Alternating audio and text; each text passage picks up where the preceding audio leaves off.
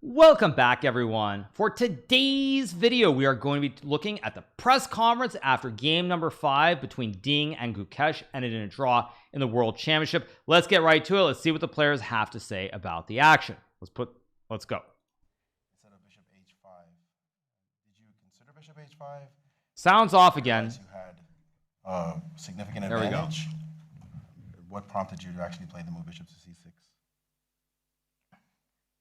Yeah, but bishop c6 is basically a draw. Sound is so bad. Again, the sound is terrible. Sound is awful. And bishop h5, king e3, and b5.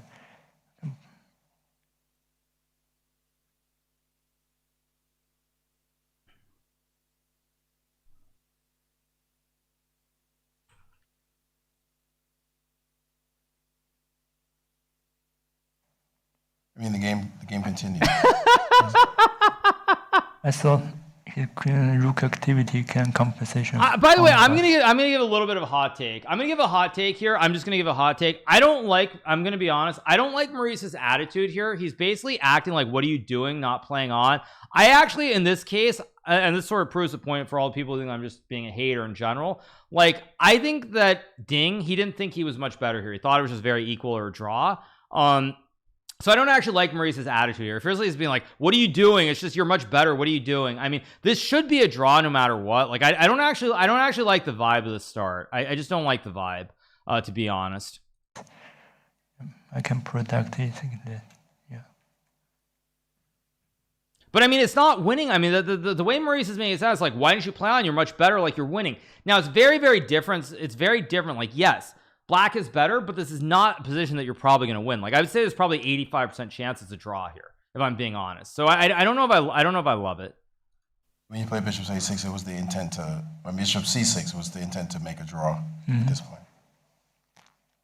I'll ask you, Gukesh. By the way, I'm going to tell you guys a fun story. Maurice absolutely hates draws. He hates draws. There was I'll tell you guys just a 5-second story. I played a tournament in Las Vegas.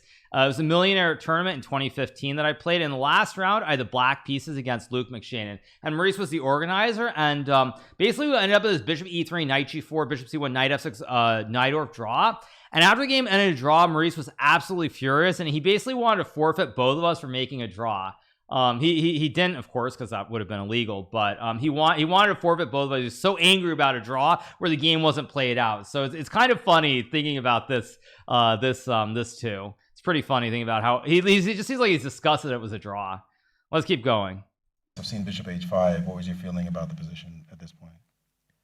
Yeah, I knew that I should be like slightly worse after bishop h5, but I thought with an active rook I should be able to hold. Should be a draw. Actually, a few moves earlier I was not sure about my position. I mean, first of all, knight c4 I was not sure about, but also so Gukesh is basically saying what I just said in the interview. Yeah, knight c4 was a good move objectively. It was a good move objectively. The audio is not on mine, that's on their end, you guys.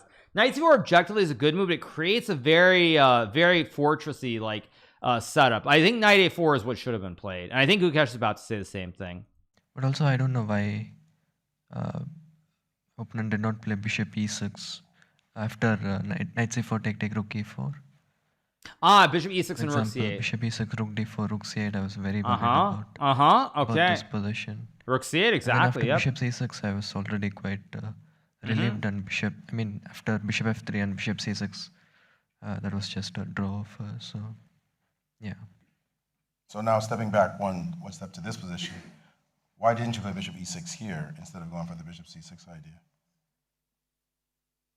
I didn't see the idea. Rook c8, rook c5, and so he didn't see rook c5 idea. Okay, that's why. By the way, though, again, I don't like giving hot takes in these press conferences, but I don't like Maurice's tone. I'm not trying to be nasty, but I don't like Maurice's tone here.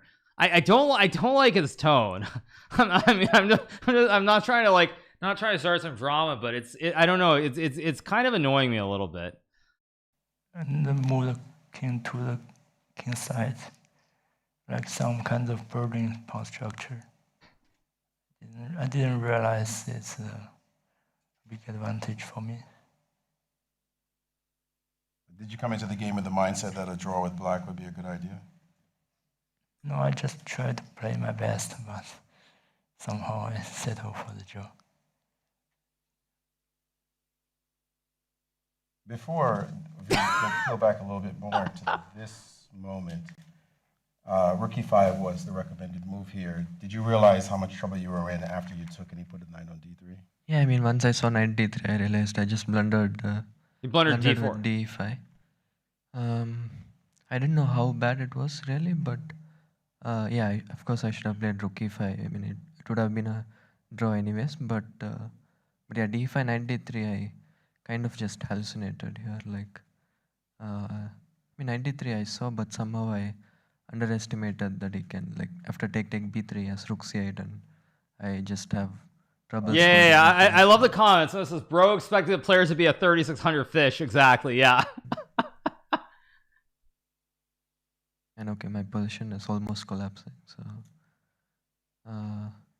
yeah, I mean, knight d3, I just blundered. So. But okay.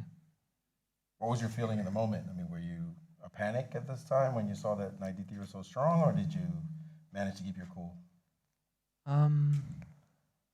Like I was a bit annoyed that I didn't play rook e5, but honestly, during the game, I thought should always be quite holdable because I have some squares, surely unpleasant, but I was pretty confident that I could hold it.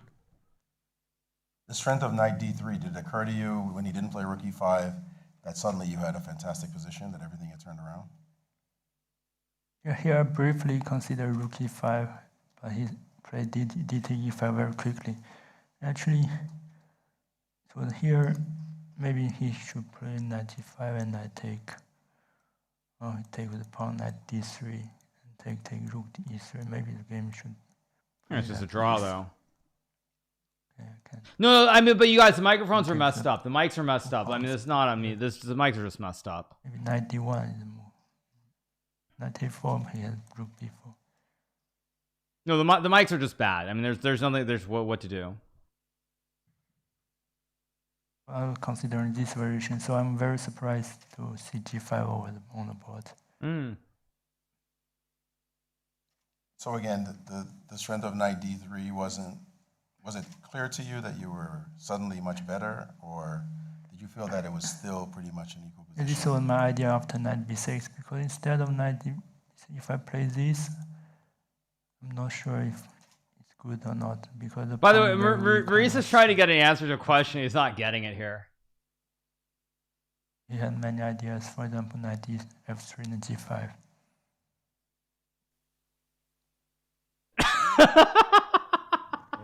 I will open the floor to press. I mean, like, to be fair, I mean, obviously English isn't Ding's first language, but Maurice doesn't look happy. Let me leave it at that. And where you're from before you ask your question. Bidya from Chessbase India. My question is to Ding. When you played the move knight to c4, did you consider keeping the knights on board? Knight a4. Like on the move, or like move knight to a4 or something?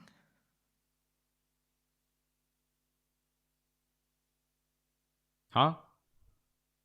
Is it frozen? No. Of 25, So in this moment, instead of playing knight c4, to play knight a4.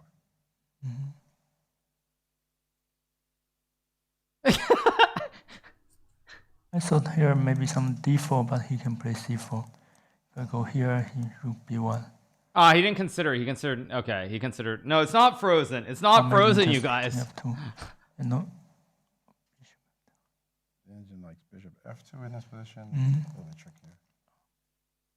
But the idea of keeping the knights on the board seems reasonable, because the opposite obstacle ending could potentially, even though the engine's saying your choice was the number one choice, knight c4. But it's a reasonable question, the idea of knight a4.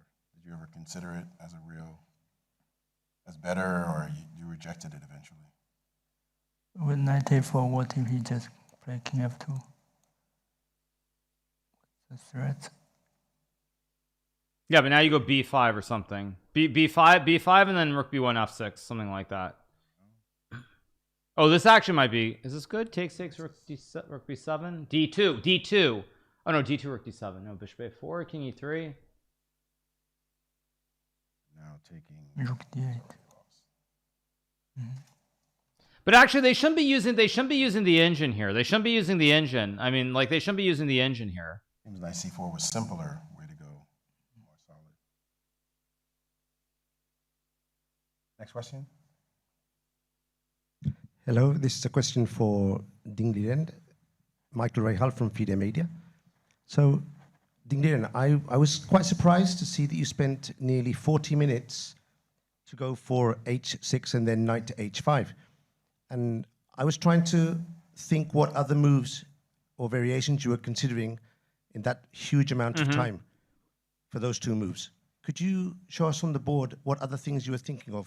Okay, this is a decent question actually. At least this is a pretty decent I would question. mainly consider this line occurred in the game because g4 looks so tempting for white. And if I play something like b5, he just check and play knight e5. And I don't know how to continue. Okay, fair point. Like Yeah. bishop f4 coming with some threat. And here, yes, my main concern was on this position. And here, first I consider knight f6, but as I said before, here, b5, knight 3, maybe a5, I don't know. G5. Sharp position. Rook a7. I saw this variation, but I don't know. Yeah. Also, I consider something like g5, but maybe not so good. h4. So to follow up with this. Yeah. in your By the long way, thing, by the way, you're actually, already sensing that. actually, you guys, I agree with you. I think they should have had a translator so that Ding can actually do it in Chinese. I think it would be much better if you were doing it in Chinese and they have a translator. Gukesh Much would better. Go for this aggressive g4 idea. By the end, I thought maybe it's the only way to play.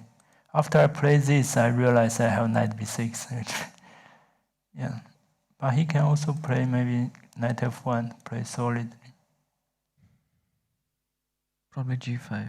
No, because I mean, you get an actually more accurate, like you get an accurate statement, like a little bit more than just like, yeah, you get more of what you want to hear, I think.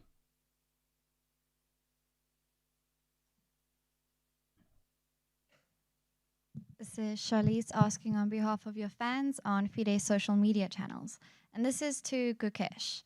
What kind of training did you get from your mental coach, Paddy Upton, and how has it helped you so far? I have been working with Paddy for the last few months in preparation for this match, and first of all, it's very enjoyable the work we do. I mean, we have had a lot of conversations, and yeah, he has helped me a lot to mentally and physically prepare for the match in different ways. Probably after the match, maybe it would be nice to go over the details, but yeah, I can say that our work together has been very enjoyable and very important for me in preparation. Yeah, for anyone who's wondering, having a mental coach, I mean, I think there are pluses and minuses to it. I mean, I think it really comes down to the person and what they get out of it. I think what I would say is from my own background, like in some cases, it's actually very good. But the thing I would say is normally it's very good to have a mental coach when you're not playing well. Like if you're not playing well, it makes a lot of sense. But I think when you're like playing really well and running it up, I actually don't necessarily believe in it so much.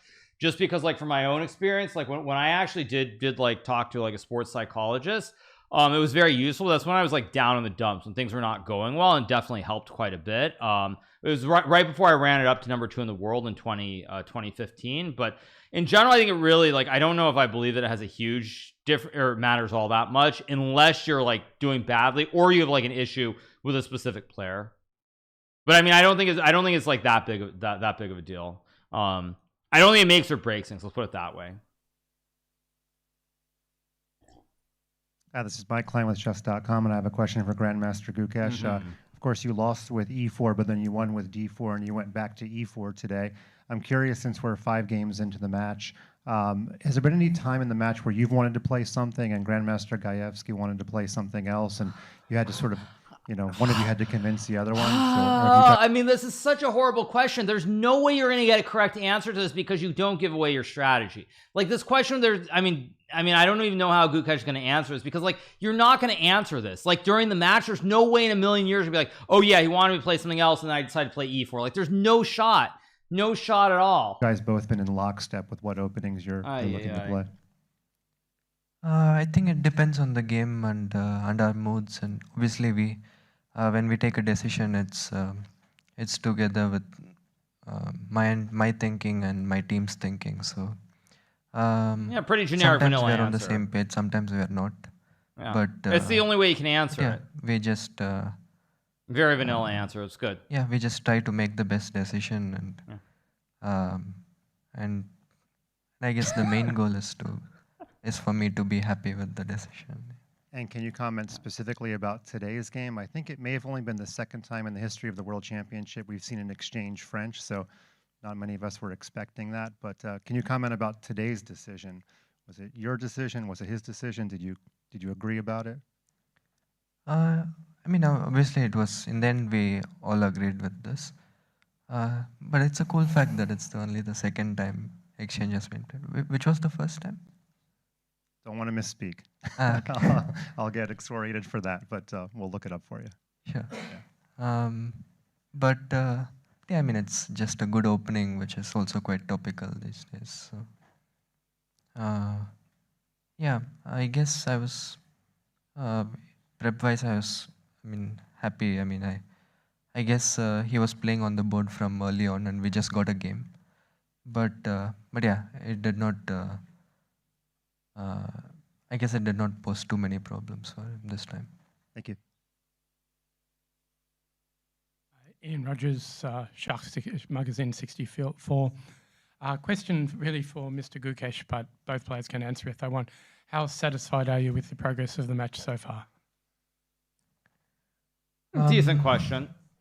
I think it's still early. But honestly, you know what? Also, I'm still like, here's a point. Like, I'm really annoyed. Like yesterday, they didn't ask any questions about Richard Rapport and Bishop A3, and today no one's bringing up the candidate stuff. Like, someone should have asked about the candidates game for sure. Someone should have asked about like whether he's aware of it when he played Queen E2, and is there a reason he didn't play it? Like that. I mean, that's like such a no-brainer question to say. I mean, not even close to halfway done through the match.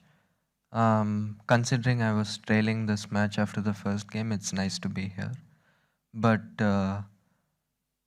yeah, there's a lot more important games to come, and yeah, I'm just trying to play one game at a time and give my best. You're sounding like Mr. Gelfand. You're sounding like Boris Gelfand at his press conferences. He said that at every single press conference, playing one game at a time. And Mr. Ding, how satisfied are you so far in the match after 5 games? Yeah, fair. Well, results is not the ideal one because I have some chance in some games, and I will lead by some point, and then it was even. Also today, after some brief check, I have some advantage, which I didn't realize. So yeah, there's something to improve in the next round. I mean, it's tough because like when I look at this match, I mean, I think that if you ask, I mean, basically the point is if you ask Ding before the match, would he be happy? I mean, if you ask Ding, would he be happy? Would he be happy with the score that he has? I think he would say before the match, yes, he'd be happy with three blacks and 2 whites. He'd be happy if the match were tied after 5 games. But the way that he's gotten there is probably not the way he would like it. I mean, that's what I would say. Like the way that he's gotten there, he probably isn't happy with the way he's gotten there. But overall, I think he would be happy because to me, when I look at this match from the outside, I feel like the best chance for Ding to win is to get to a rapid tiebreaker. I think if he gets to a tiebreaker, he's probably a favorite by that point because everyone's expecting Gukesh to basically be the bus and run him over. So I think that he'd be happy with the way he got there. He's probably not happy.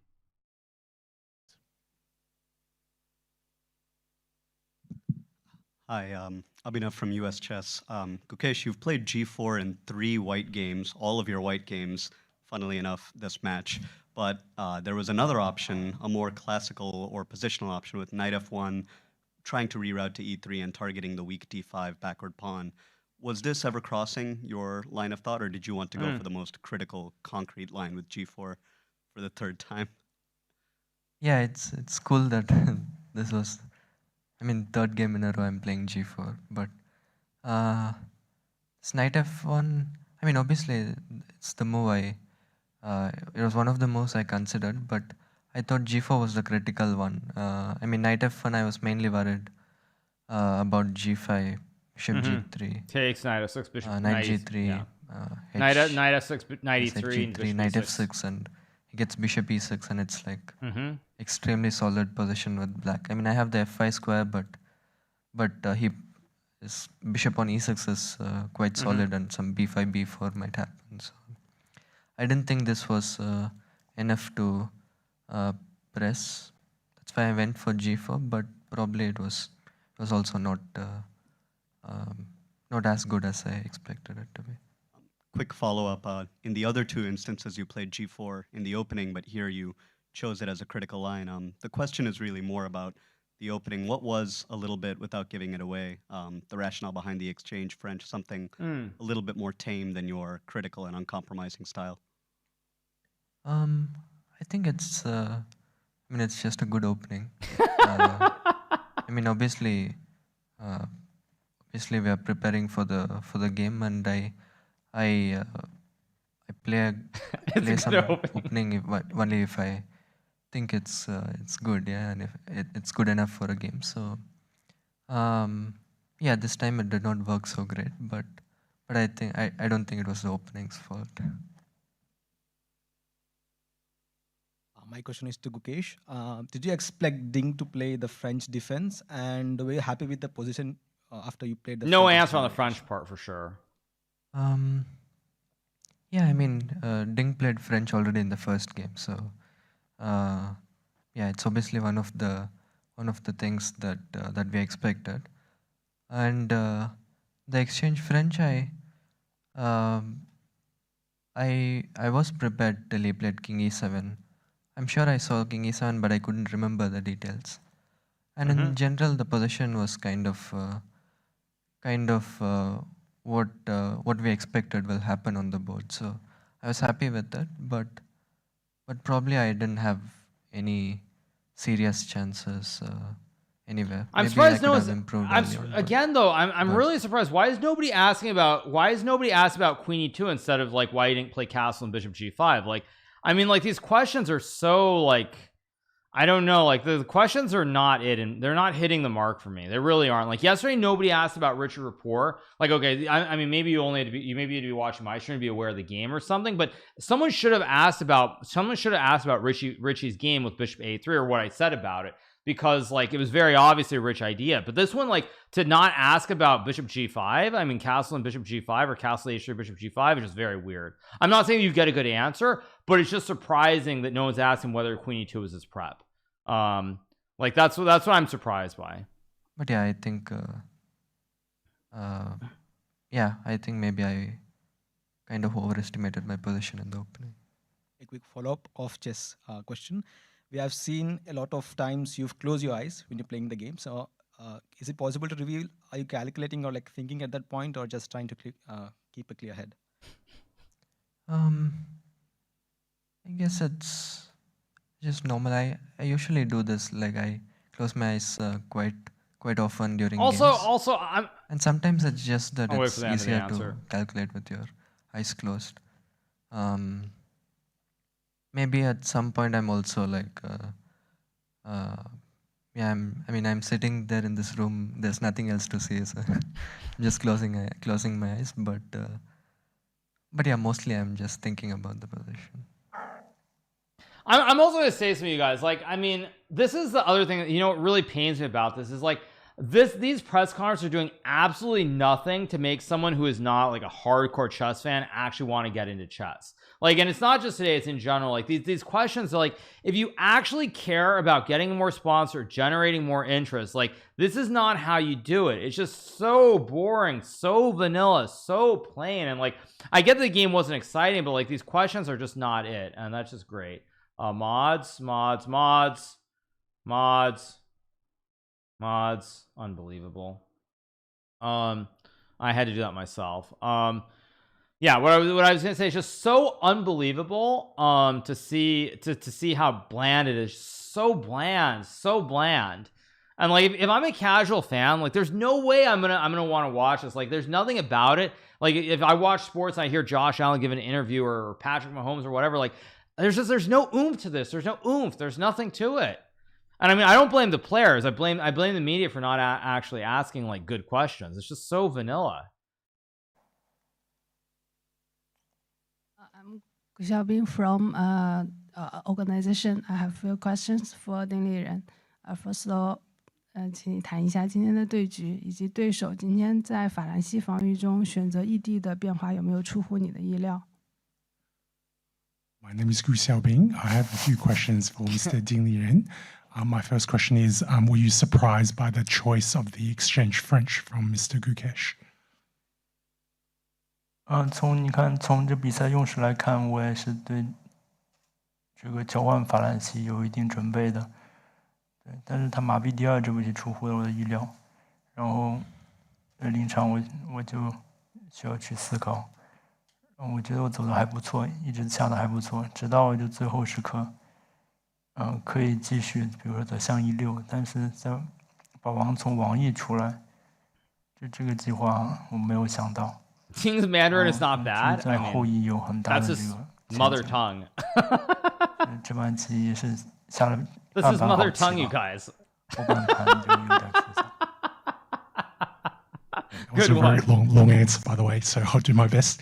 Mr. Ding said that he was in general well prepared for the French defense.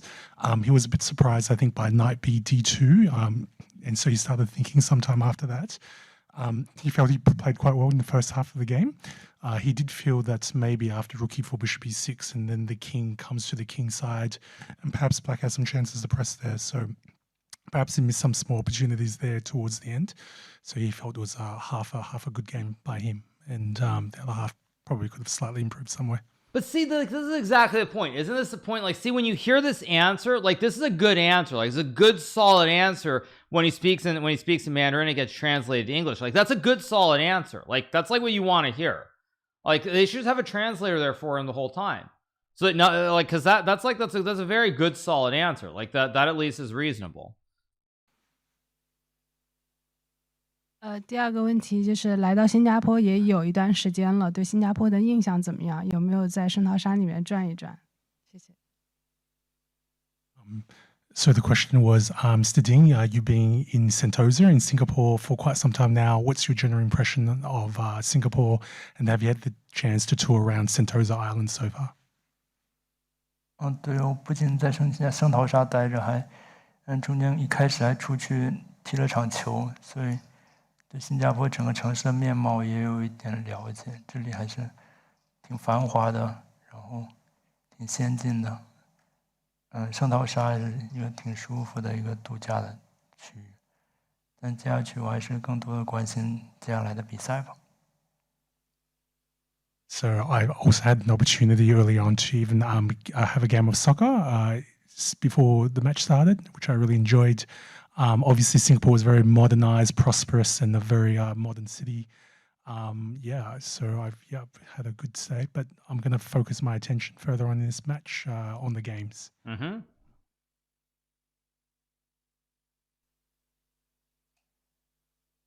Michael Rahal again from FIDE Media.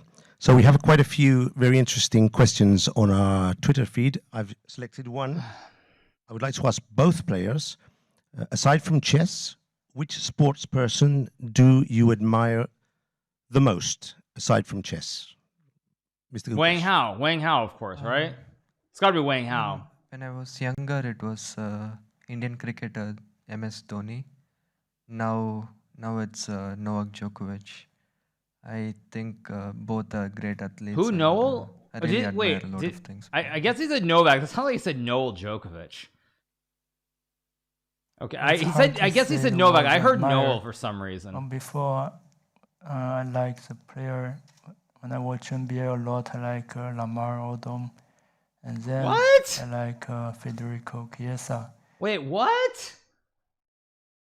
Lamar Odom? What? Wait, excuse me? Wait, did he really just say that? Wait, did he really just say Lamar Odom? I follow basketball, but out of all the people that you could be a fan of, Lamar Odom is not the one I would expect. Okay, that's that's out there. I mean, you could say Yao Ming, Kobe. I mean, any number of people, but Lamar Odom. They are not that famous, but they are just in my favor. My final question is for Gukesh. As you know, your countrymen, fellow colleagues, grandmasters are playing all over the world. Nihal Sarin has just won the Uzbekistan President's Cup, and other players are participating in important tournaments. I was wondering, do you stay in contact with them during the event, maybe on social media, and cheer each other on their successes? Okay, firstly, I didn't know Nihal won this.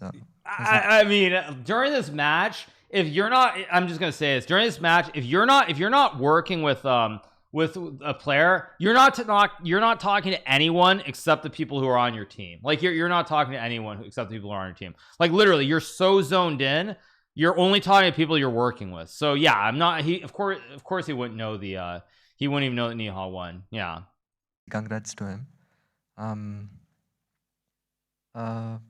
I mean, during the tournament, I generally don't talk to many people. You don't talk to outside anyone during the event. Yeah. My team. But yeah, it's always nice when Indians, Indian youngsters keep achieving things. It's motivating for all of us. So yeah, I'm glad about that. Thanks. I have a question for Ding, but just to close the book, apparently Capablanca-Alekhine 1927 was an exchange French and black one. My question is for Ding. This Queen E7 endgame apparently is covered in Anish Giri's chessable course, and I'm just curious. Just curious if you knew about that course. He said the endgame is fine after Queen E7. So are you aware of this course? No, but you're right. Indeed, you proved that today. Thanks very much. We'll have just a few more questions, please. By the way, Maurice does not look happy here. He does not look happy. More questions, please. Maurice does not look happy here. He is not happy. I wanted to take the peaceful result as an opportunity to ask both of you without revealing too much. Can you both give a game of your opponent that you were particularly impressed by in their chess career?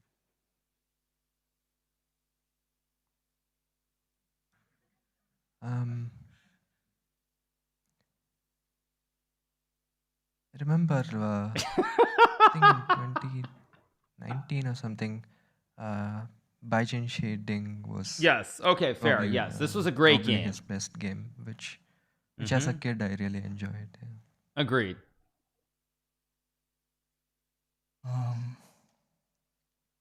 Wei game. Come on, just say it. It's okay. I know my opponent beat Pragnanda many times with both colors. Really? I remember one game he played white and his center made. It was an Italian, and his center made a huge role in his victory. I mean, because to me, like the game that stands out is obviously the game Gukesh versus Wei Yi in the Olympiad was like, I mean, easily the best game that Gukesh has ever played. Though using those knights on the king side with the pawn, I mean, that was out of this world good. Like that was really good. Really good game. I'm surprised he didn't say that game actually.